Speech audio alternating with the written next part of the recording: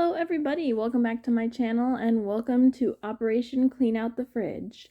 If you're new here, I have been visiting my local food pantries for the last year to supplement my income during an internship, and the time has finally come where my days are numbered at this location.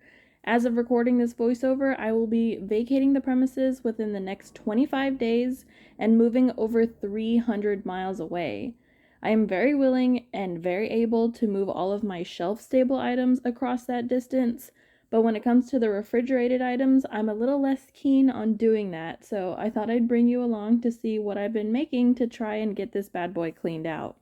The first thing to go were some very neglected bell peppers that I fished out from the bottom of my veggie drawer. With them, I tossed in a pound of ground beef. And I never drain my ground beef, but as you can see, my pan is pretty much deep frying itself, so I did take a second to spoon out some of it.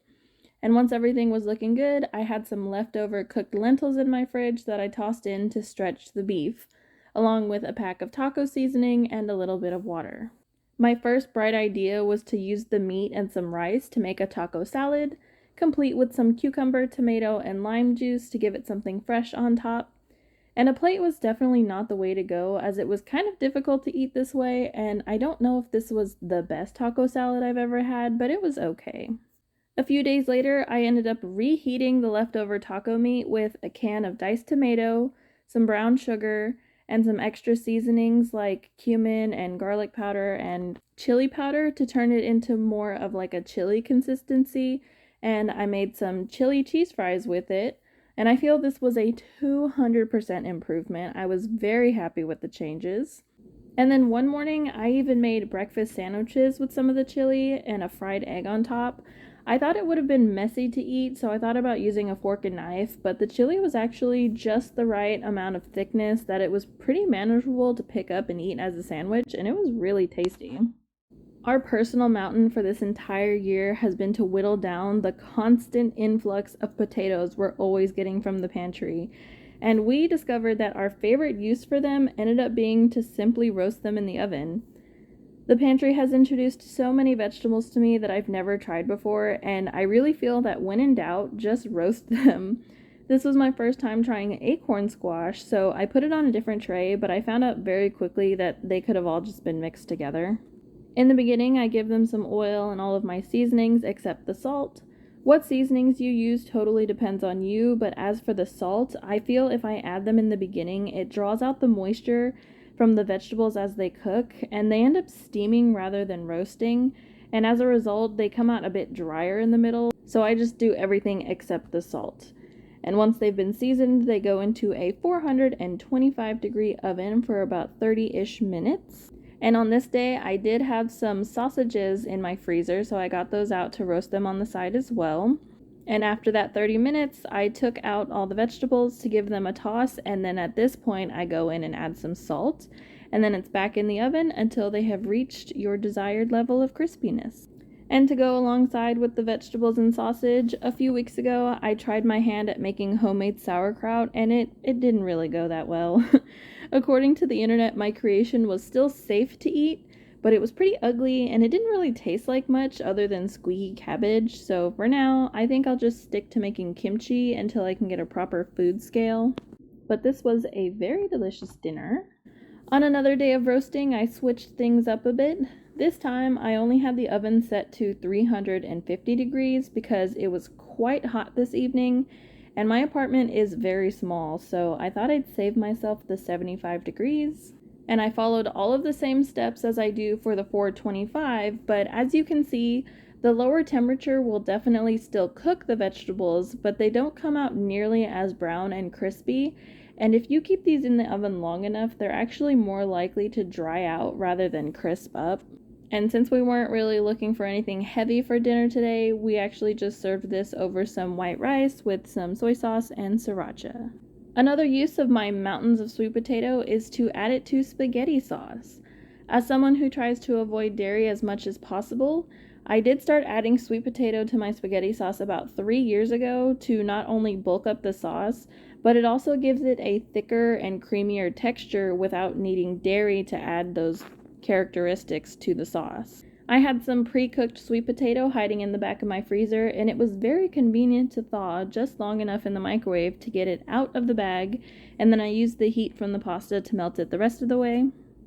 And even though I used jarred sauce for this recipe, I still wanted to go back in and add some extra seasonings because this sweet potato doesn't even have any salt in it. I just boiled it, mashed it, and stuck it in the freezer. So I added some salt, some herbs like basil and rosemary and all that good stuff. And then when everything was nice and thawed out, here is what it looked like. And to give it one more vegan stereotype, I love adding nutritional yeast on top. A lot of people like to say nutritional yeast will give foods a cheesy flavor, and I do find that it does give it a little bit of like that fermenty funk kind of flavor that cheese has. It's not quite cheesy, but it will scratch that itch a little bit if you want something like that. If you've seen my most recent food pantry haul, I was gifted with a whole host of Chick-fil-A patties, and as much as I'd like to show some creativity with these, I've really just been making a bunch of sandwiches.